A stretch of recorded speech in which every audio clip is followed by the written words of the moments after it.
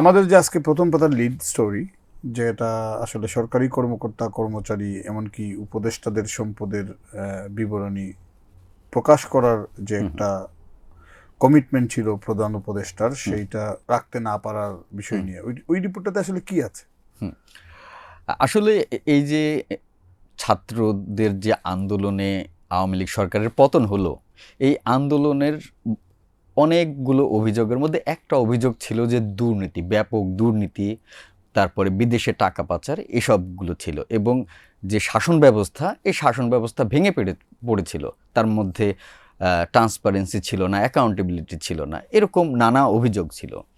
তো যখন প্রফেসর ইউনূসের অধীনে ৮ আগস্ট যখন সরকার গঠন হয়, গঠন হওয়ার ২ সপ্তাহ পরই প্রধান উপদেষ্টা প্রথম তার যে জাতির উদ্দেশ্যে ভাষণ, সে ভাষণে তিনি বলেন যে এই সরকার হবে এইগুলোর ব্যাপারে খুবই তৎপর এবং ট্রান্সপারেন্সি এবং অ্যাকাউন্টেবিলিটিটাকে আমার যতদূর এস্টাবলিশ। মনে পড়ে এইটা অগাস্ট মাসের শেষ সপ্তাহের দিকেই তিনি কমিটমেন্ট করেছিলেন যে এই সরকার দুর্নীতিমুক্ত হবে, স্বচ্ছ হবে। হ্যাঁ, তো এবং সেই কারণেই আসলে সমস্ত সরকারি লোকজন, কর্মকর্তা কর্মচারী এবং উপদেষ্টাগণ সব প্রত্যেকেই সম্পদের হিসাব দিবেন এবং সেই হিসাবটা প্রকাশ করা হবে।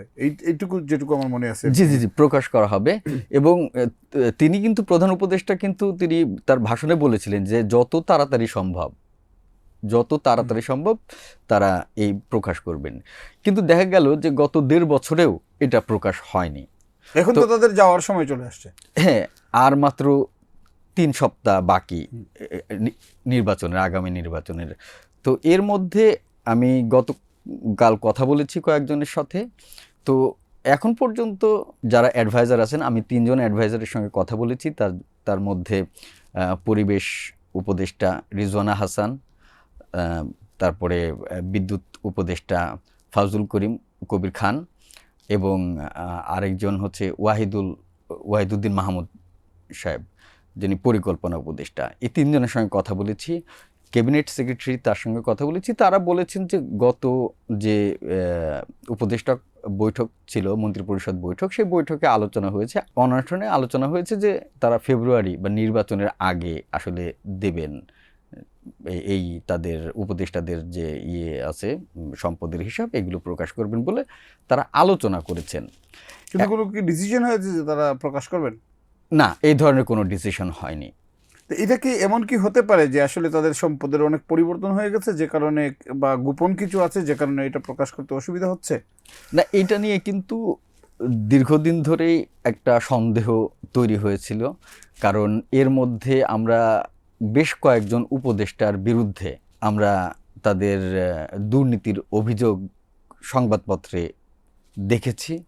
তারপরে কয়েকজন এগুলো তো খুব উপদেষ্টা, একটা অথেন্টিক অভিযোগ ছিল কি? বিশেষ করে কয়েকজন উপদেষ্টার যে পিএস বা এপিএস বা কর্মকর্তা, তাদের যে অভিযোগ, সেগুলো তো দুর্নীতি দমন কমিশন এখনো তদন্ত করছে।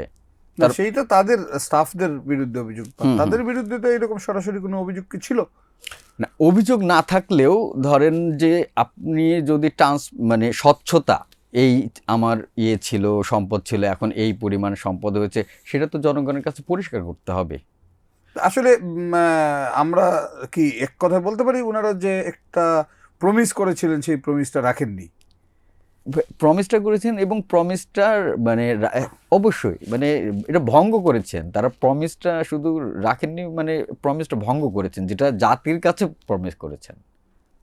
আমাদের তো অনেকগুলো অর্গানাইজেশন এটা নিয়ে কাজ করে, যেমন ট্রান্সপারেন্সি ইন্টারন্যাশনাল, তাদের কি কোনো বক্তব্য পাওয়া গেল?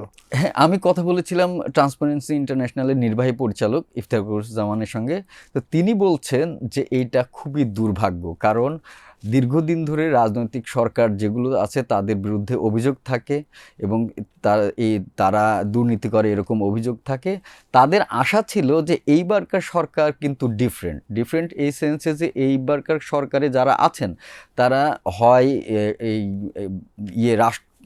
নিয়ে, রাজনীতি নিয়ে, মানে সিভিল সোসাইটির লোকজন নিয়ে আসলে গঠিত।